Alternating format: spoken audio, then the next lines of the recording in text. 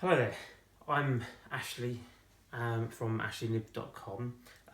Following on from my recent Material Encyclopedia blog post about instrumental transcommunication devices, I thought I'd do a quick video and show three free apps for Spirit Box that you can download for your iPad. Thought I'd go through where you can get from how to get them, how to download them, how to use them, which isn't that hard, and kind of what I think about ITC apps or Spirit Box apps in general. Just kind of like a brief outline of them, see what you think. So let's crack on, shall we? First off, downloading the apps is really very simple because you've got the App Store. So basically all you've got to do on your iPad is navigate towards your old App Store and click on there, and then because there's so many of these things, it's probably quite simple. Chuck in search, Spirit Box, hit search, wait a while, and then straight away you'll get abundance of apps. And to be fair, if you filter it by free, you'll straight away get the top apps, which are the ones that we're going to download, which are Sony X10 Spirit Box, the SBX12 Spirit Box, and also the XParanormal Spirit Radio. We're going to download those three because they're top searches. They're also all free, so they're not going to cost you anything, and you can have a little play then with a Spirit Box app on your iPad, see what you like before you're chucking out some money and purchasing a proper app that might give you a lot more. I mean, one of the top ones on there is a Ghost EVP Radio Paranormal, which is $1.99, but then you can scale through it and you can spend out. I mean, there's like I'm sure there's an Ovilus or something that you can get hold of as well for your iPad. TX Spirit Box $4.99, so to speak. Yeah, there's even little tool bundles as well for £20. So you can search through that at your will, but this is a good way to get started because obviously they're free. You don't have to spend any money. You can just jump in there, have a little play around with them, get a feel for the app, get a feel for how to use them in an investigation per se, or even in your own home, and then from there you can kind of gain understanding. So once you've tapped them all and downloaded them, they should pop up on your old iPad. I've moved them into a separate folder kind of area, so I've got them all in the same place so that I can grab them when I need them. So let's go ahead and look at the Sony X10 Spirit Box straight away. Just wait for it to load up. So when it loads up, you get quite a standard kind of screen. They're obviously trying to make them look as much like a device as possible, but on your screen. And it's quite simple. It's already set to the basic setups. I mean, the obvious options you've got here, because you're quite restricted, obviously, because it's a free app. They restrict a lot of the stuff, so you can't change any scanning banks or anything like that. The only thing you can really switch is the volume, which starts at 0, but you can go down or up on that. You can cut the volume, or you can change the speed. I think there's there's like 3 settings for speed. First, obviously, it starts on the lowest setting to start off with. So if you hit the power button straight away, you're going to get a few bits and pieces coming through. If you can pick that up on camera. So if you ask a question now, is anyone there? And you get a response come back through the device. We'll get onto that later though, whether it's real or not. And then obviously you can change the speed, and then it cycles through a bit more. Now the bits and pieces come through, obviously you can do it again, so you can even more. So it's cycling through at a higher speed now. And obviously if you want to cut the volume in between questions whilst you're doing recordings, you can cut the volume like that. So now I can carry on recording. It's still running in the background, but it's just got the volume cut. So in an environment when you're investigating, you'd be like, so is there a spirit called Mary here with us? And then you can make what you wish of that. So we turn it off. So that's the Sono X10 Spirit Box, one of the first 3 apps that we're looking at. Let's jump to the next one. Next one is the SBX12 Spirit Box. Similar kind of setup again, just waiting for it to load up. Same sort of setups, on off button. You can switch from FM to multi, and you can change the MS speed up and down on it, and obviously the volume switch as well, backwards and forwards, so you've got that. And obviously the on button to kick it in. We've also got on this one some nifty little personalisation features, I call them, basically, because you can change the colour up and down to whatever you want for your screen. So you've got different display colours and you can fiddle around with that. But you've also got your background colour as well, so you can change that as well. So you can have a little bit of personalisation if that's what you want to do, which has no implication on the kind of paranormal element of it, but hey, you can personalise it, which is always good, isn't it? So if you switch it on, like the other one, and it starts scanning through channels and picking up bits and pieces you can hear. I'm trying to talk over it. Obviously you can fiddle with the volume, so you can turn it right down so it keeps scanning and then flick it back up if you want, all the way up.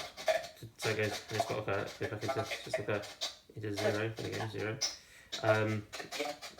You haven't got the feature, I'll just stop that for a second. It hasn't got the feature like the previous one, so you can't mute it, so to speak. You have to kind of turn the volume down or turn it off again and then switch it back on again, or just carry on with it running in the background. Obviously you can switch from FM, which is on now, to multi-channel, so it will flip through all kinds of channels. You also got the MS speed goes up in increments of 50 ms, so it starts on 50, goes up to 100, hit it again, 150, hit it again, 200 ms, 250, 300, and that's it. 350 ms is the top weight, so you've got 50 to 350 ms, and you go all the way down, and then you can do that sort of thing. So I'm going to do the personalisation. Give it a quick go. Is there a spirit called Mary here with us?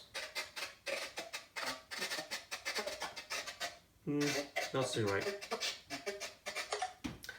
So that's the SBX12 Spirit Box. Last on our little group in our little list that we said we'd go through is the XParanormal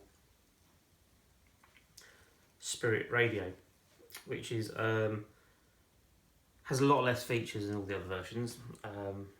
It basically has a sweep rate set at 200 when you first go in. It's got a little menu. It's also got a lot of adverts that jump up because it's free. It's got a little menu that jumps up that you can enable silent mode, disable dynamic radio, jump to their website, their Facebook page, their YouTube channel, etc. and then close the menu. So it's got a sweep rate, starts at 200, that sweeps all the way down to 100 and all the way up to 500. So if we stick it at 200 or 212, 222 sounds good, let's do that. And hit the start button, and then it connects to radio show. The one thing I have noticed about this particular one is it does require a connection of some kind. So as it's just put it on silent, enable silent mode, which it obviously doesn't know. Oh, there you go, it's now doing it. Disable silent mode. So that can come back on. This one has a lot less features. I mean, you can change the sweep rates of that, but I did notice that this one itself does seem to fail if you haven't got a connection. So if you've not got internet at the location you're investigating and you haven't got 3G or 4G or any connection like that, so you can't get data, it does seem to fall over a little bit. And I'll just prove that by the fact that if I can get it on. Is it on? Right. Okay. So we've got just increase the sweep rate. So obviously it's running through now, but if I quickly sweep up the menu, I'll switch it to airplane mode, bang, gone. It loses it all completely because it hasn't got an internal database that it cycles through like the others obviously have. So it works no different. So it's like a standard spirit box really, though it's just scanning through the channels, whereas the other ones seem to have a kind of ghost box kind of memory, or if you like, in there as well, of like a certain amount of them. So that off the bat of that, because it requires a connection and because it doesn't seem to do a lot half the time because it seems to disappear, is probably my least favourite of the three. So I wouldn't get that myself. I wouldn't take it to an investigation because it's not the one I really like. That's a personal thing. I've not delved into it deeply. I haven't given it a great go, to be fair, but I'm not really happy with it off the bat, so it's not really one for me. So if I go back to the one that I do like though, which is probably the Sono X10. This seems to be quite good because it scans through. It's got a little button on it as well that I missed off before, which is the information button. If you hit that, it says, before you leave a negative review, we want to explain the Sono X10. To receive negative reviews by people thinking of it. Basically, they say the X10 is a spirit box that uses a voice bank. So like I said before, it saves a load of English words. A standard voice bank is created by small bites of American English alphabet phonemes and small cuts and speeches, no full sentences or words. When the mobile sensors are triggered, it then creates a timestamp in the voice bank, which will then be heard if a sensor is triggered again. If the mobile receives a trigger, it can then, so it works a lot like a lot of things like that. So it basically has a voice bank, it scans through it, and it triggers different things as it goes through. So in short, it's not the spirit's voice you hear, but the spirit can create words from the voice bank by manipulating the mobile sensors. So the mobile sensors trigger things that keep the words off. So it's not necessarily the voice of the spirit. So that's good to have that in there because it kind of small print. But I like this one because it's the speed and the volume cut. I think is quite good. So I can go back on again. So basically, you can sit there, you can hit your cut volume, ask a question, and then just release your finger, and it goes straight on. So, is there anyone with us here in the room?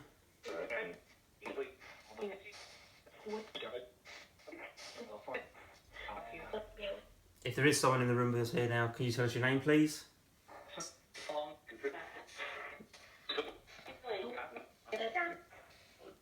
And how old are you?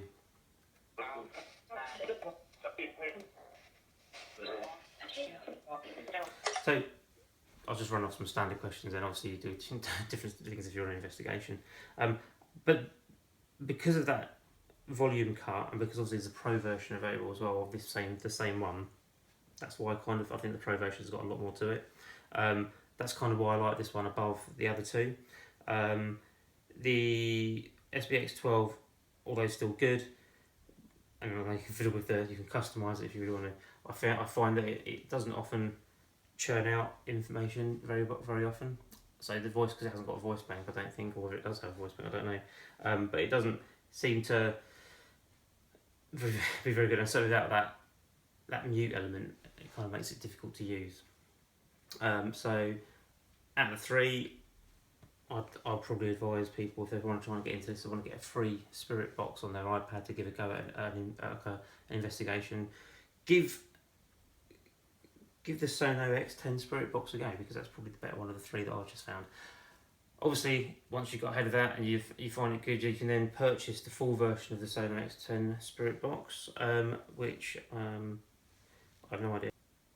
But you can get an Ultimate Ghost Tool Bundle actually for $13.99, which includes the Sono X10 Spirit Box Pro, and also a TX1 Spirit Box and a Pro Vox Ghost Box and a Fen Vox as well, and a Ghost Detector Gyro Motion. So once you've got the use of one down to a T and you're happy with it, like the X10, then you can probably move on to one of those.